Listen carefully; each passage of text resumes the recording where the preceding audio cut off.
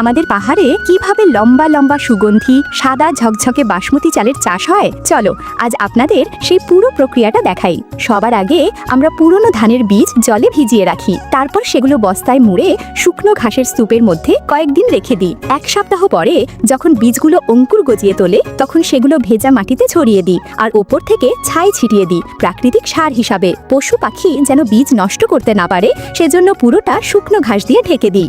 এরপর জল ভরা ধানের জমিতে গরুর সাহায্যে চাষ করা হয়। এতে শক্ত মাটি নরম হয়ে একেবারে কাদা মাখা রোপণের উপযোগী হয়ে ওঠে। কয়েকদিন পর যখন অঙ্কুর থেকে ছোট ছোট চারা গজায় তখন সেগুলো তুলে এনে গুচ্ছ বেঁধে খেতে নিয়ে যাই আর সারি করে রোপণ করি। ধান রোপণ কিন্তু মোটেও সহজ কাজ নয়, এতে খুব মনোযোগ আর অভিজ্ঞতা লাগে। আর ফসলকে পোকামাকড়ের হাত থেকে বাঁচাতে আমরা খেতে হাঁস ছেড়ে দিই। হাঁসগুলো পোকা খেয়ে আমাদের ফসলকে রক্ষা করে। কয়েক মাস পরে যখন ধান কাটার সময় হয় তখন গাছগুলো কেটে বড় বড় গুচ্ছ বানাই আর মেশিনে দিয়ে ধান আলাদা করি। এরপর সেই ধান রোদে ভালোভাবে শুকিয়ে পাথরের চাকিতে ভেঙে নিই। তারপর ঢেঁকিতে ধানের ভুসি আলাদা করে ফেলি। এভাবেই প্রস্তুত হয় আমাদের পাহাড়ের ঝকঝকে সুগন্ধি বাসমতি চাল।